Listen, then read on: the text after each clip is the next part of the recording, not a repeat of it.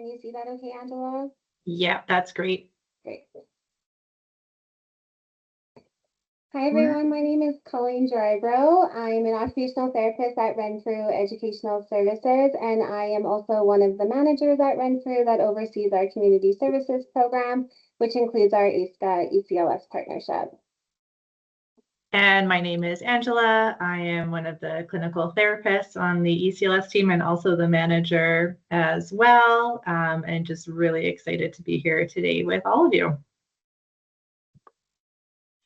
Before we begin, we just want to do a land acknowledgement as an act of reconciliation. Today, it sounds like we have people from across Alberta, which is really exciting. So representing Treaties 6, 7, and 8 and the Northwest Métis homeland. And we just want to give some gratitude and thanks to be able to be here today and to share this land. So thank you very much. So I can give you a quick little outline of what we're going to talk about today. Angela is going to start us off by talking about what executive functioning is and the components that make up EF. And then we're going to move into some strategies for teachers to start implementing some of these skills in the classroom. And then we will wrap up by talking about how we can reframe how we see our students who have executive functioning challenges. We do have a question Padlet set up. If some of you are unfamiliar with this, you can use either the QR code or the link and you can access our Padlet. So it is basically an online question board where you can anonymously post questions while we move through the presentation. We're hoping to leave a little bit of time for questions at the end. And so if you have something that pops into mind during the presentation, you could go ahead and scan the QR code right now so that you have it available. It's very simple. You will see that there is a little plus button inside of a circle on the screen, and then you can just type your question and click publish, and then it will pop up on our Padlet. It is visible to other people, but your name is anonymous when you ask a question.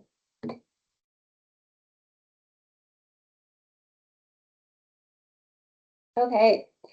So let's start by talking about what executive functioning is. So in very general terms, executive functioning is the self-regulatory system of the brain.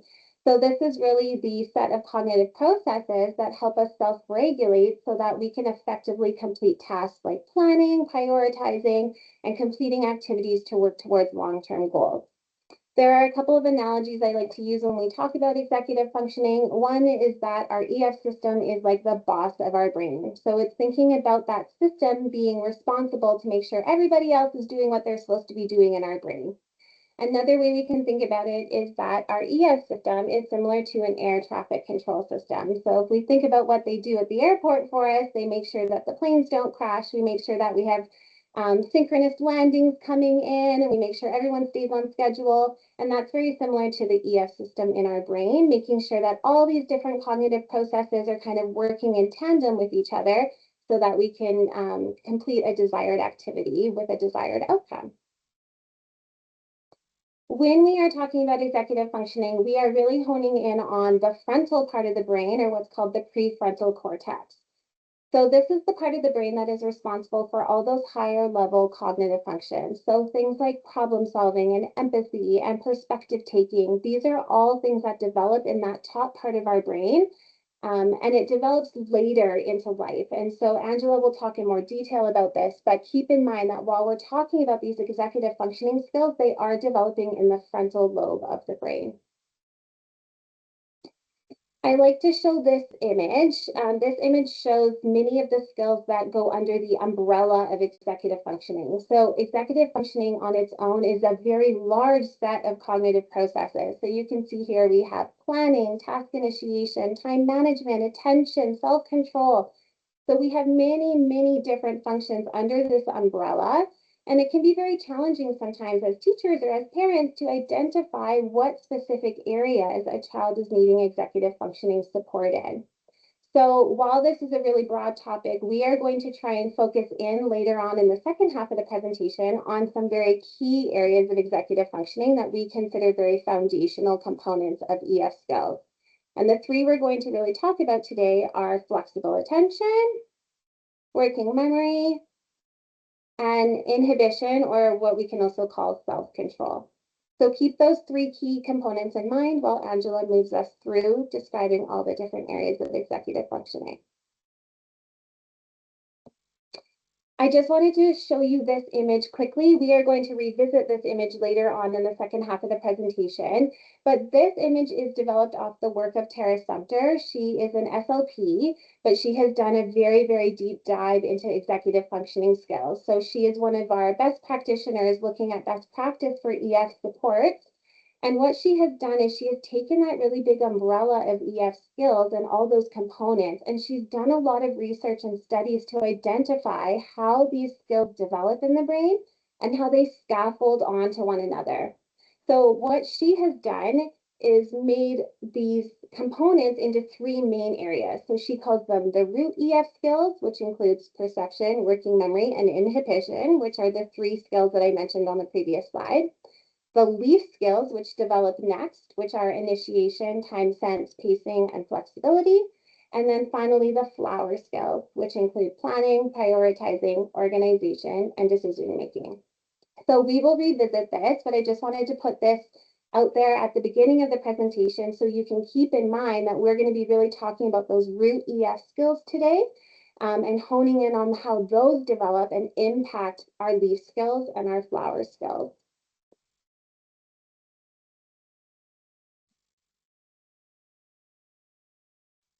Sorry, I had to find my mute button there. So I'm going to walk us through sort of generally all of the skills. And before I do that, just like a sort of a quick disclaimer or sort of note is that it's important to consider that we all have areas of executive functioning skills where we are really strong. And then we have other skills that might be more areas of growth for us or areas of challenge. And just as that's true for our kids, that's also true for us as adults. And it's just something to keep in the back of your mind as we're walking through this. The other thing you'll sort of notice that there is some overlap with some of the skills, or they seem kind of like there's similar layers. And so like, for example, when we're talking about planning and prioritization, that's often linked with task initiation, because how can you properly plan if you can't start a task? And so just to keep some of that in the back of your mind as we're going through this. But generally speaking, the skills can be broken into our thinking or cognitive skills, and then our doing and behavior skills. So our thinking skills are planning, organization, time management, working memory, and metacognition. And then on the behavior side, we have response inhibition, emotional control, sustained attention, task initiation, goal-directed persistence, and flexibility. So for planning and prioritization, this is really the ability to create kind of a roadmap to reach a goal or to complete a task. So it's thinking about all the little decisions that are required in order to carry through with a plan, and also to think about what parts are important and what parts are not important. And so, you know, I think of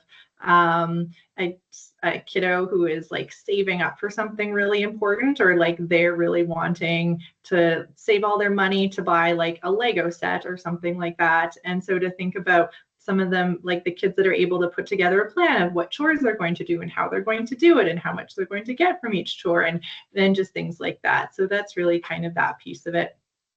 Organization, I think this one is pretty straightforward. I think all of us can think of a student in our school where they open their locker and everything falls out of it, or their cubby or their desk is really, really messy. So those are the ones who are feeling very challenged in this skill. And then on the flip side, you have those students that have the neatest binders, very organized, easy for them to organize when prompted to do so. So those are those two.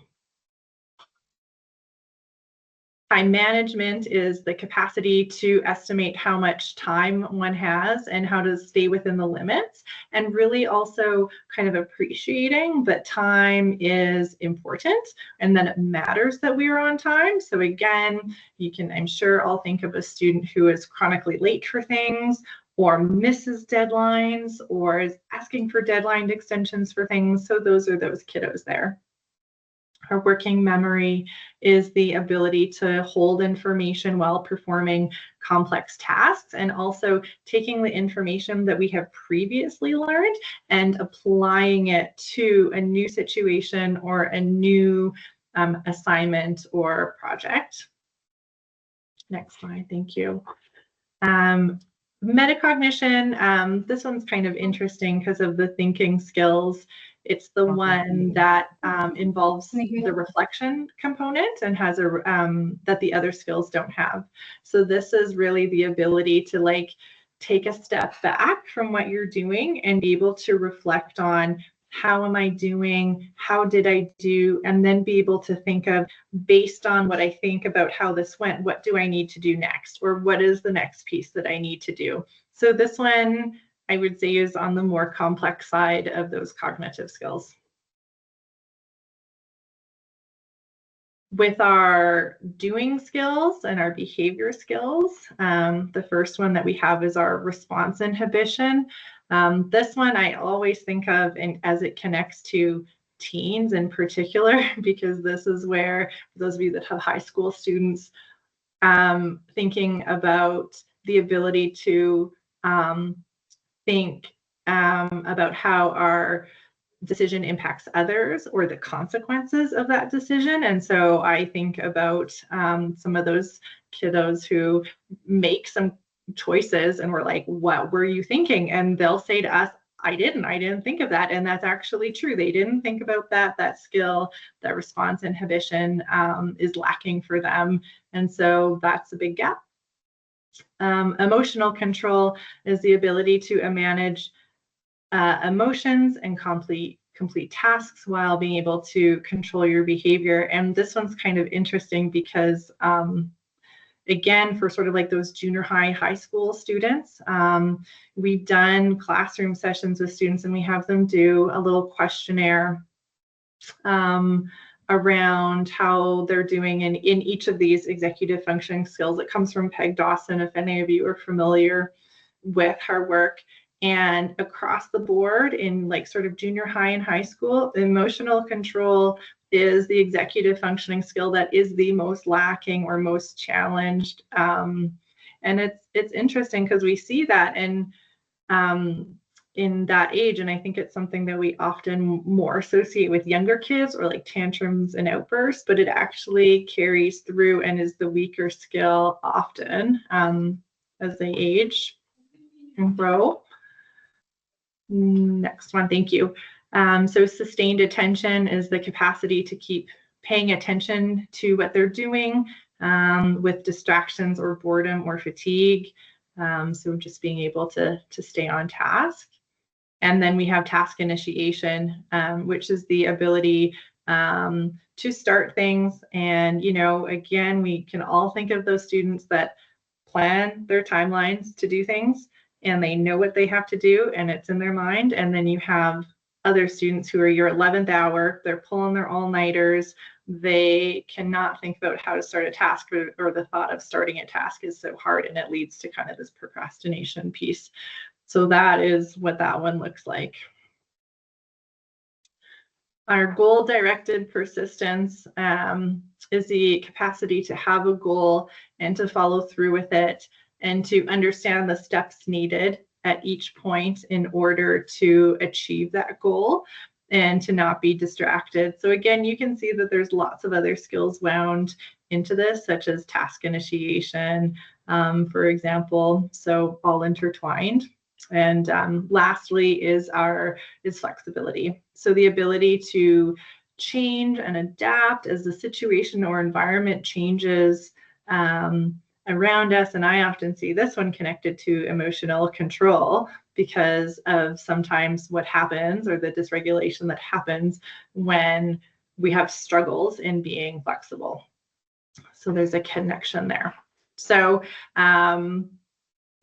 as Colleen talked about, the executive skills are located in the prefrontal cortex of our brain, which is the last area of our brain to develop. And we know this through MRIs, and we know this through just watching how brains develop. So this kind of shows a time lapse of the developing brain. So on the left is the age of 5, and then on the right-hand side at the end of the arrow is the age of 20. And so the blue parts represent those later parts of the brain developing.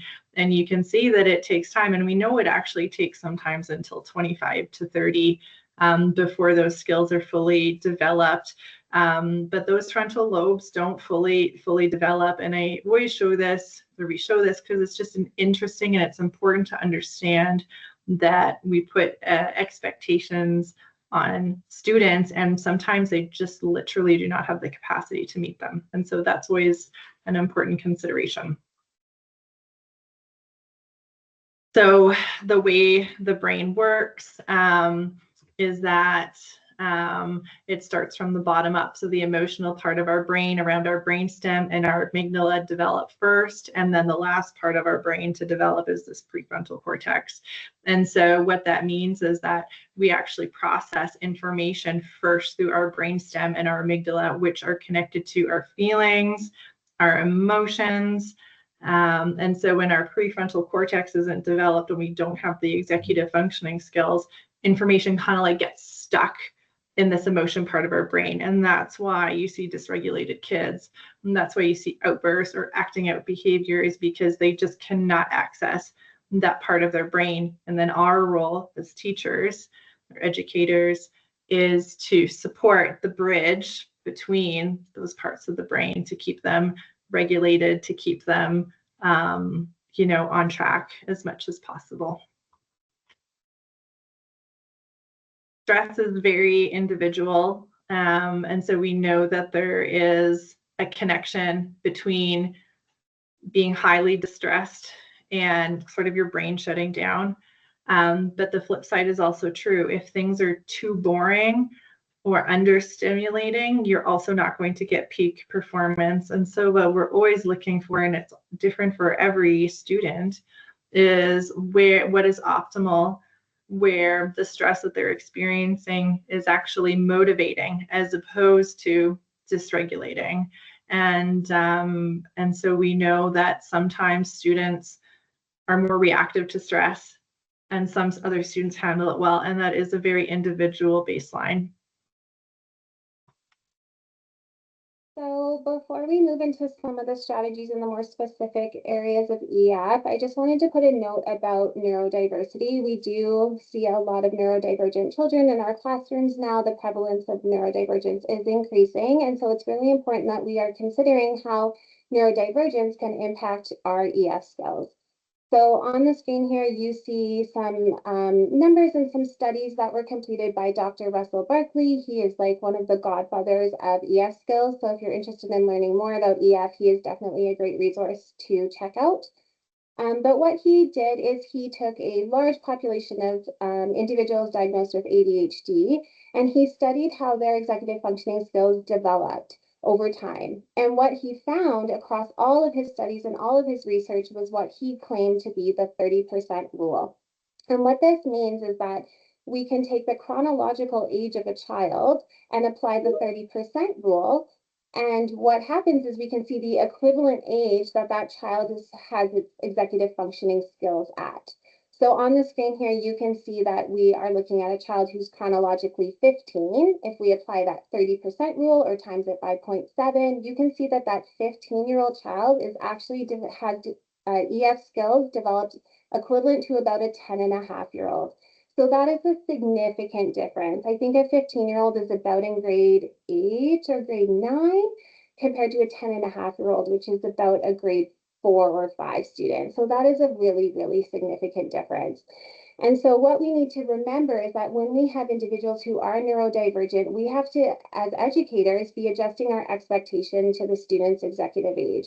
So we have to be considering how long are we requiring them to sit and focus on a task? How much homework are we giving them? How many instructions are we giving them? When we start implementing this 30% rule, it really shifts your perspective to remembering how undeveloped their EF skills are for their chronological age.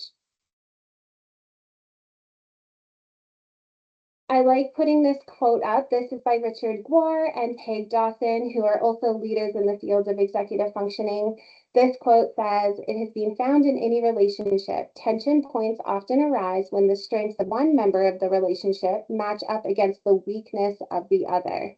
This seems to arise because the one with the strength cannot really conceive why it is a weakness for the other." So this is something that I often try and coach educators on when I come into the classrooms, on understanding that somebody's EF strength can be another person's EF weakness. And sometimes that can be really hard for us to shift our perspective as to, like, why can't Johnny organize his materials? Why is Johnny always forgetting things at home, or not bringing his library book, or not finishing his homework?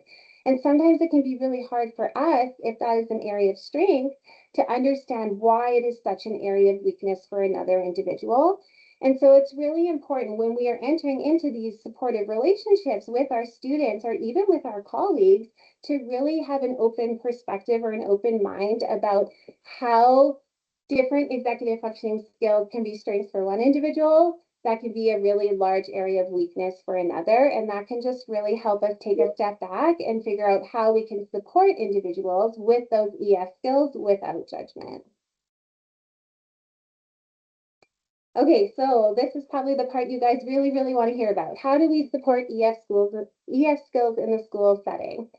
So I said we would come back to this image because this image really describes what we are going to hone in on today.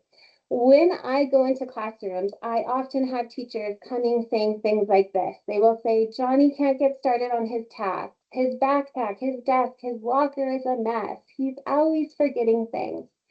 And what happens is, often when we think about how these skills have been separated into root, leaf, and flower skills, we often will look at these observations and say, "Oh, well, Johnny's backpack is a giant mess. He obviously needs organizational skills."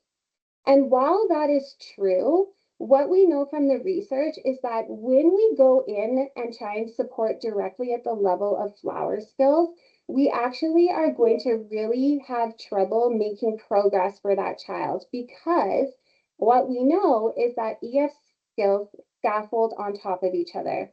So if we are coming in at the level of flower skills, what we're really probably missing is that Johnny is having trouble with one of the root EF skills: perception, working memory, inhibition. It may be one or all of those skills. But if we are coming in at the flower level and trying to support a child without building the foundational EF skills, we really are not setting that child up for success. Now, that doesn't mean that we can't support Johnny with some basic organizational skills, but I always try and make the statement that if you are going to provide strategies that come in at the flower level, you also have to be coming in with strategies that are supporting the root EF skills. We can't only come in at flower level. We have to either do flower and root, or leaf and root, or just target those root level skills. And we're going to talk about how we do that in a second. One of the biggest areas that I get called in for to try and support in terms of EF skills is attention. And so we're going to talk a little bit about how attention develops and some strategies that we can use to support children's attention in the classroom. So what we know from the research is that our brains, all of our brains, have two types of attention. We call these flashlight attention and floodlight attention.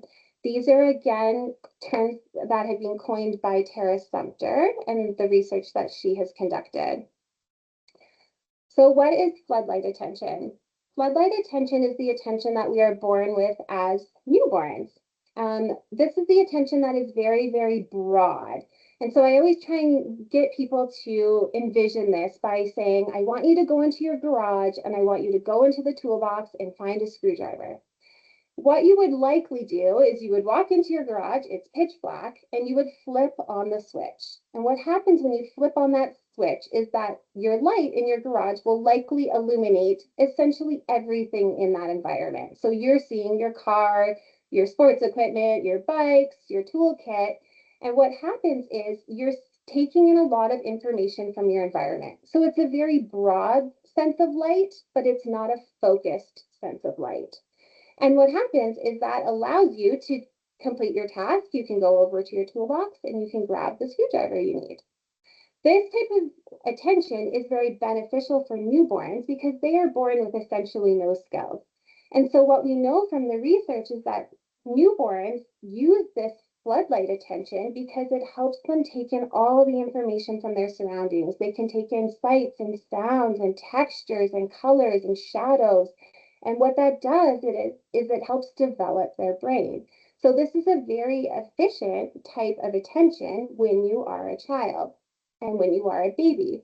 But what we know is that between the ages of generally 4 to 5 years old, and that is for our neurotypical population, so it will be later for our neurodivergent children, but between 4 and 5 years old, and again around 8 to 10 years old, we start really honing in on what we call flashlight attention.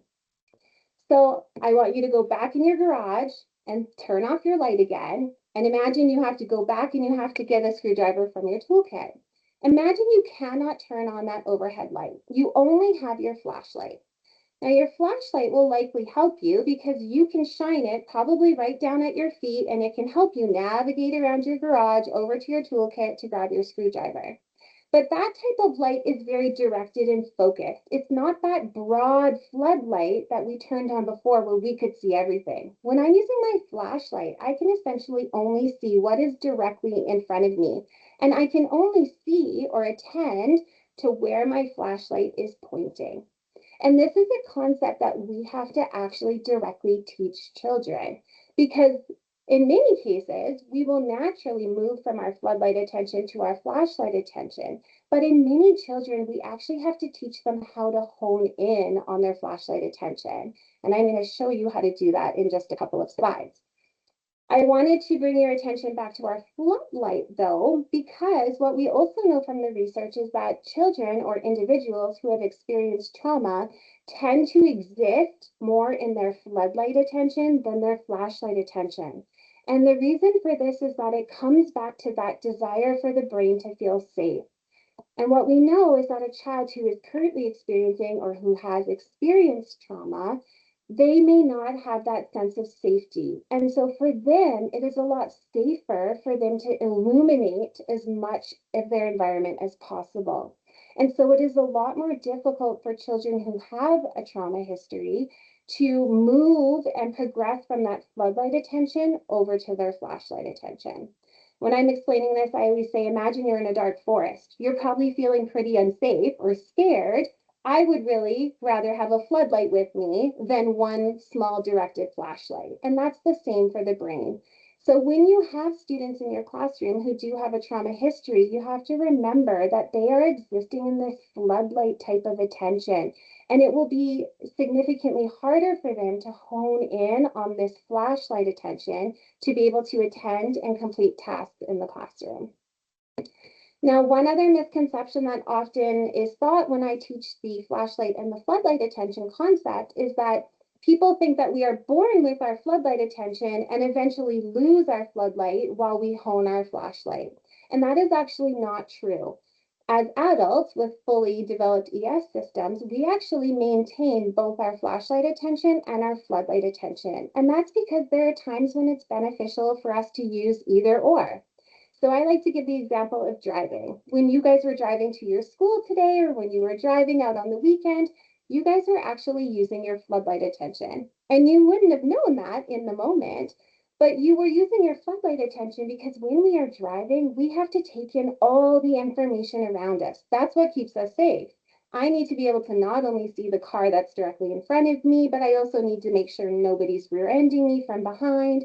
I need to make sure that I'm seeing up ahead and seeing if there's a light or a construction zone or police officer or maybe pedestrians who want to cross the road. So when we are driving, we are actually using our floodlight attention because that's what's most beneficial for us in the moment. If I were to use my flashlight attention, I may be able to drive safely, but I also would be putting myself at risk because I might only be shining my flashlight on the car directly in front of me. And that means I might be missing the stoplight, the pedestrians, the person who's about to rear end me, for example. And so it's important to remember that we don't lose our floodlight. We just learn to switch back and forth depending on the situation that we are in. The other thing about our flashlight is that we cannot shine our flashlight in two directions at once. So there's a misconception in the world about multitasking, this idea that we can suddenly divide our attention between two tasks at once. And what we know from the research is that that is actually completely untrue. That's a misconception. We can only shine our flashlight in one direction at a time. And so if you are somebody who you coin to be a very good multitasker, what that actually means is that you're really strong at shining your flashlight back and forth quickly between two or more tasks, but you can't actually split the beam of light and shine it in two places at once. So how do we actually build a child's attention? Well, we have to go back with what the root of attention is. So I have this quote from Tera Sumpter. She says, when we tell a child to pay attention, what we really mean is that we want them to focus on what we are focused on. If they don't notice us or know what we're attending to, they can't truly pay attention. Attention starts with perception of others and our environment. So the key thing to think about here is how we talked about one of those root EF skills is that idea of perception. That is absolutely foundational to all our other executive functioning skills, and perception is foundational to the development of attention. Now, before we get into strategies, I wanted to talk about when we are looking at trying to make a goal for children's attention. So often as educators, we look at a child who's having trouble attending and we try and make a goal that is very time bound. So maybe Johnny is having a really hard time attending at circle time or at the carpet. And so our goal is often written in a way where we want to increase the amount of time that Johnny is able to stay at the carpet. So maybe it's from 2 minutes to 5 minutes, for example. But what we know by looking at these foundational EF skills is that the only way that we can actually support a child in increasing their attention is by actually focusing on the child's awareness.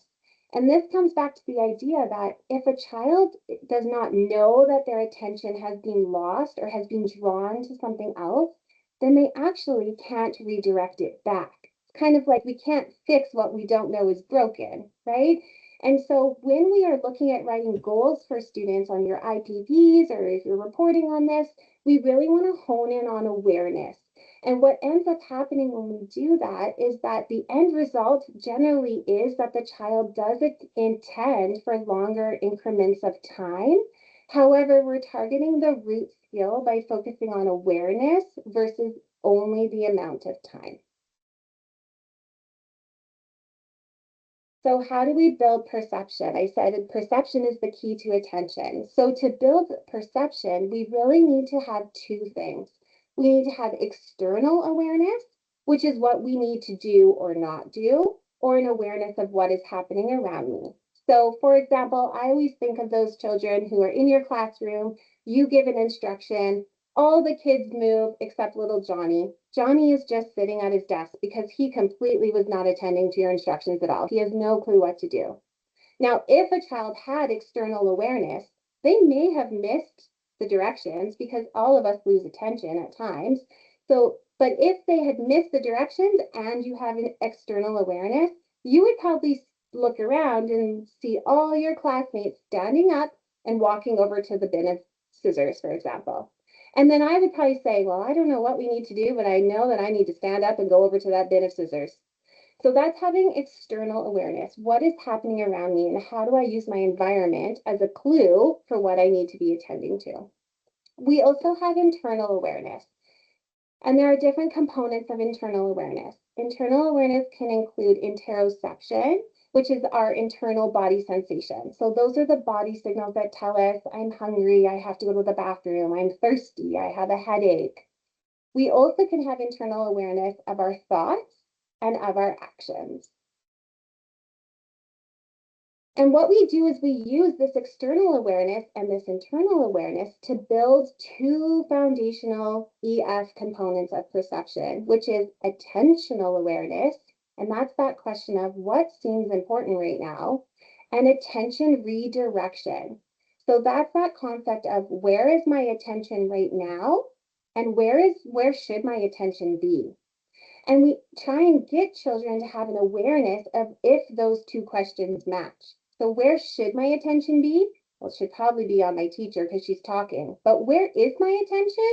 Oh, it's over at my friend sitting beside me on the carpet. Do those match? No. And so how do I redirect my attention back so that my attention is where it should be shining?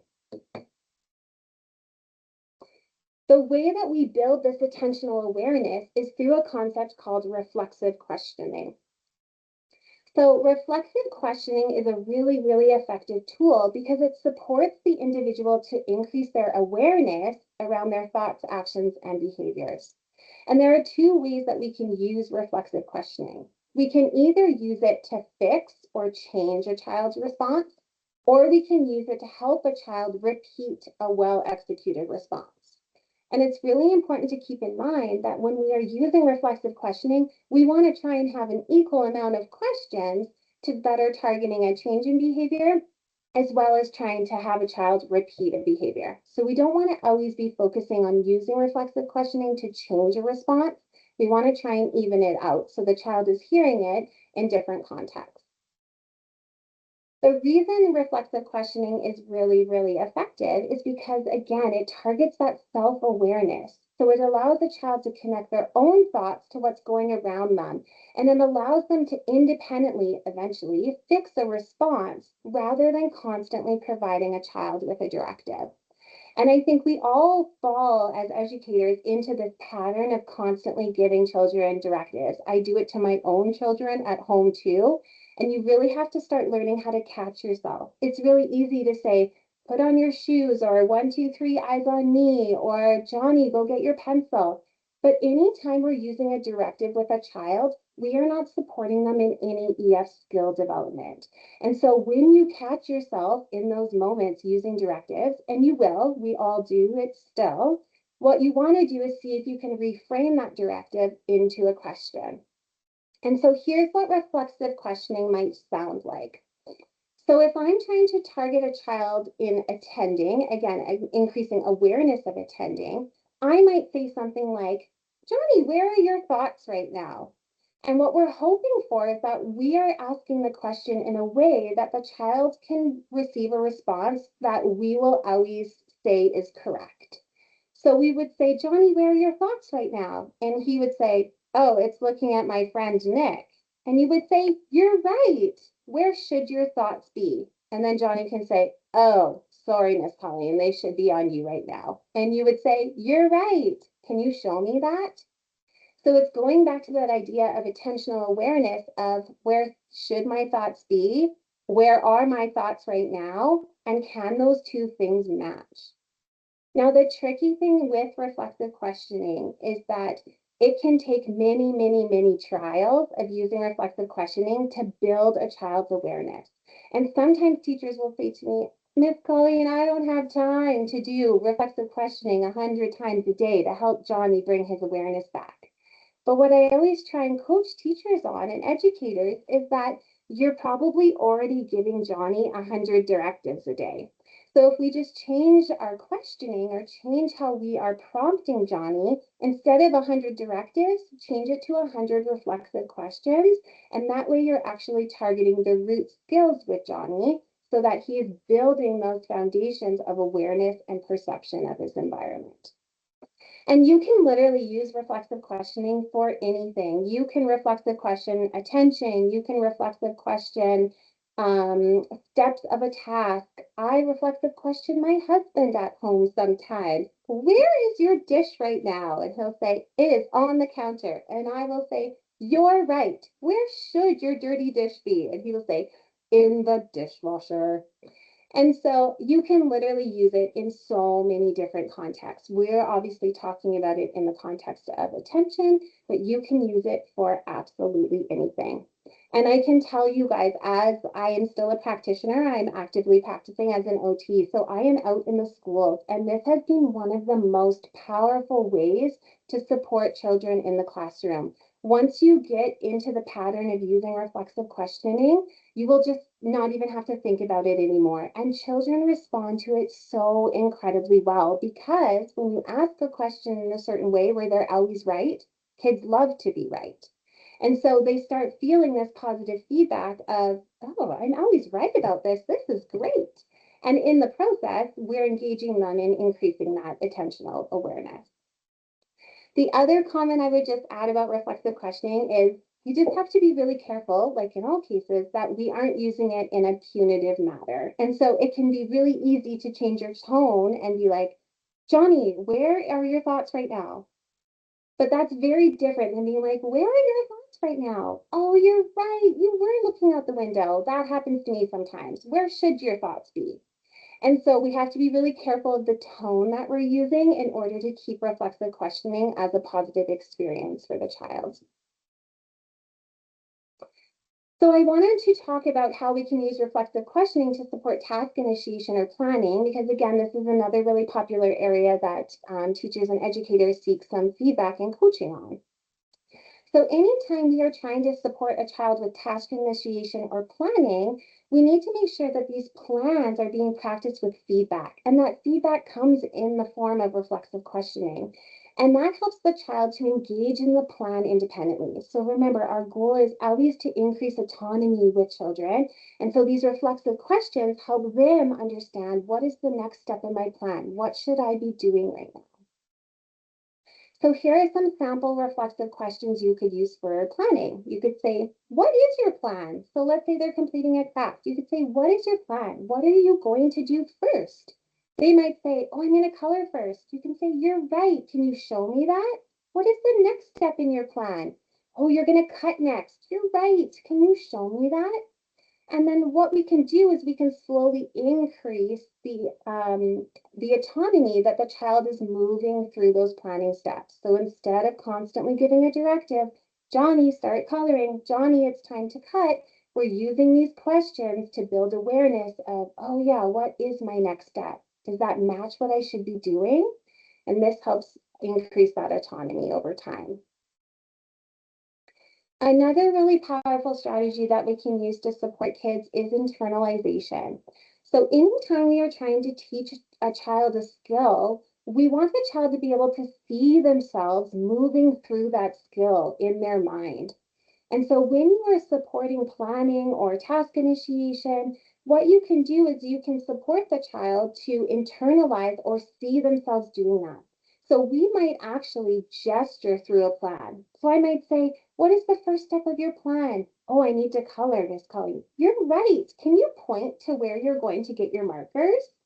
And then he'll point, I'll say, you're right. What is the next step in your plan? Oh, you're going to cut. Can you show me where you're going to get the scissors? And so this is just like having multimodal learning, but for our brain. So not only are we reflexive questioning, but we're also helping them use their executive functioning skills to see themselves moving through the plan in their mind. Another thing you can do is have the child close their eyes, and you can talk or narrate through the plan while having the child use physical movement. I will get them to move their arms and say, you're right, you have to go get that bin of markers. Let's walk in our minds. Move your arms, march your feet, pretend you're walking over to your marker bin, and bring your bin back to your table. Okay, let's sit down, pretend you're opening your glue. And this really helps the child envision what they need to do proactively to, again, increase autonomy. Another way that we can use this internalization and building autonomy is when we are supporting children with visuals. So we have lots of visuals in our classrooms right now, which are incredible strategies to use for kids. But often what happens is we support a child by providing a visual, which is a great first step. But we forget that we are trying to build autonomy in children. And so while we can use a visual schedule or a sequencing strip to support teaching a task, once they have mastered that task with the visual, we actually have to work our way out of a visual. We don't want the visual to be in place forever, because as children enter the world, if they're in the community or different environments, they can't have reliance on using a visual all the time. So what would this look like? What we first want to do is, of course, teach the sequence and have the child be successful with the sequence with all of the visuals present.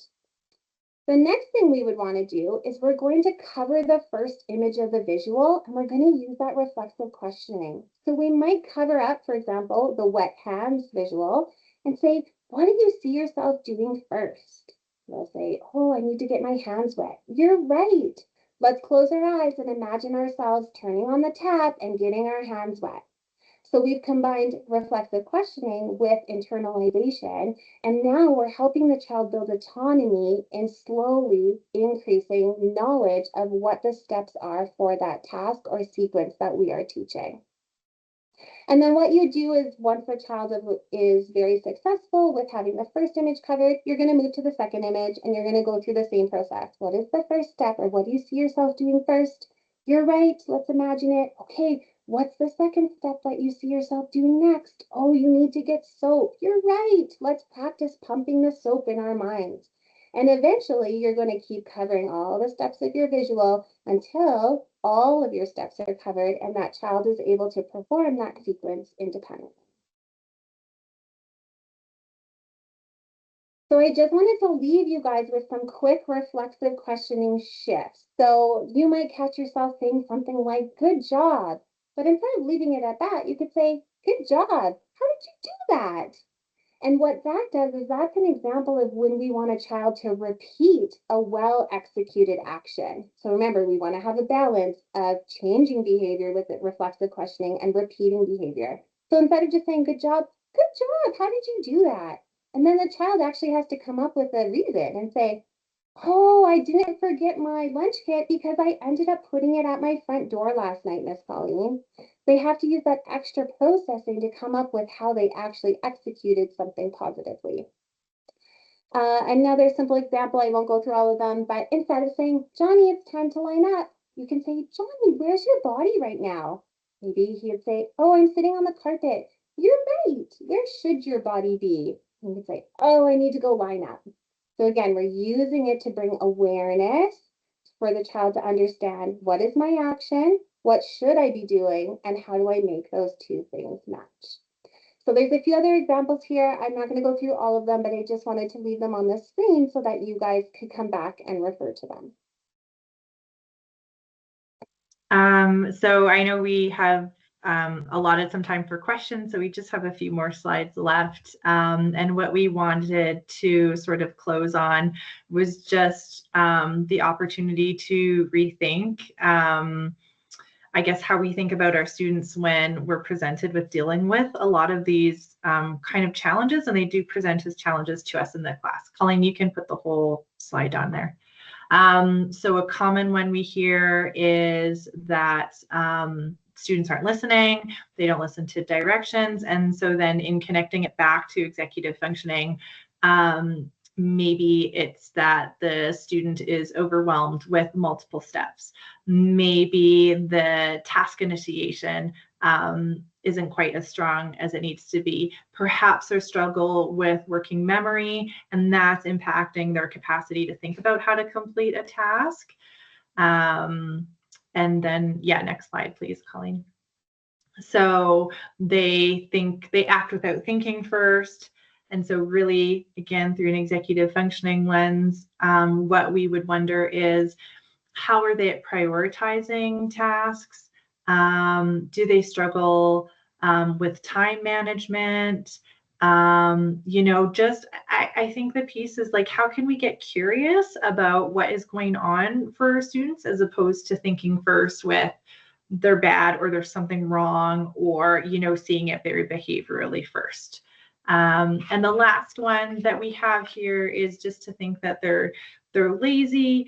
And so to reframe that from the perspective of, again, maybe just being overwhelmed with multiple steps, maybe really struggling with task initiation, or maybe it's the flexibility piece, and maybe something changed in their mind and they struggle with flexibility and are sort of really stuck in this rigid way of thinking. So really just giving us and inviting us as the grown-ups and the educators to create opportunities to think about something differently. And then lastly, we'll just leave you with this quote. And a reminder is that it takes time. So whatever the weaknesses are, and what you've done to compensate for them, is that it takes time, and that we urge you to think about the executive skill challenges as opposed to thinking that there's a problem or something wrong. And so this is from Smart But Scattered Teens. I'm sure lots of you are familiar with this book, but just really remembering that there's no quick fix. Every student is different. Every student's baseline is different, and that we all bring different gifts and different challenges to the table with executive functioning. So just trying to end on a little bit of optimism there. Colleen, I'll let you lead this part because you're the one who knows how Padlet works and I don't. So take it away. You got it. So we have a few options. You guys are welcome to unmute yourselves and you can just ask a question live, or if you're more comfortable, you can grab your cell phones and scan the QR code and you can throw a question up on our Padlet. And as I see them come in, I can answer them. You also can type in the chat. So we are open for questions and you can use whatever format works for you. So somebody has asked, can you give a quick example of how to manage executive functioning with multiple children at once? So I think the way I would answer that, because this is a really, really common challenge, and one of the challenges for us as educators is that we can have different children with different executive functioning challenges. So you might be supporting one with attention while another child is having difficulty with task initiation.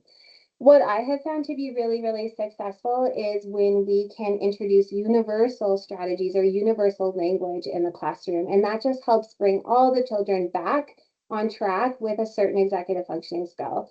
So when I was explaining the floodlight and the flashlight attention, using the flashlight language can be really, really successful. So we can teach children about their flashlight, and we can teach them that wherever their flashlight is shining is what we are thinking and learning about. And so when I come into a classroom, whether I'm doing a whole class lesson or if I'm doing target groups or pull out, I can come in and I can support children on learning this concept and modeling the language of where is your flashlight right now? Can everyone show me your flashlight? And what this does is it gives the teachers and the educators lots of language to implement in the classroom on a daily basis and multiple times throughout the day. So I will often come in a classroom and they know when I come in now, they will literally put their hand on their head like a flashlight and they will shine their flashlight on me. And if a child isn't attending, I'll use those reflexive questioning so that that's being modeled for all the students and they will quickly be able to shift their flashlight back over to me. So I think for me, when you are struggling with how to manage multiple different EF challenges in the same classroom, I think as much implementation of universal strategies, universal modeling, universal language is really, really beneficial just to support all the children with their needs at the same time. I would just add in, I think, as a quick follow-up, is that you're the most important regulation model that the student has in the class. And so there's a very strong correlation between adults being regulated and students staying regulated. And what happens when the adult gets dysregulated is that also happens. And so when you're dealing with multiple challenges, that can feel like a lot. And so the awareness that you have around what you need to do to manage that or supports that you need with that is also really important when you're thinking about using new strategies and universal strategies as well. I've just moved the slide over to the survey. So again, you guys can scan the QR code, and Joanne has also put the link in the chat if you're on your computer. And if you guys can fill out our survey, it's really, really quick. There's only a few questions, so it should only take 2 or 3 minutes to fill out. That would be great.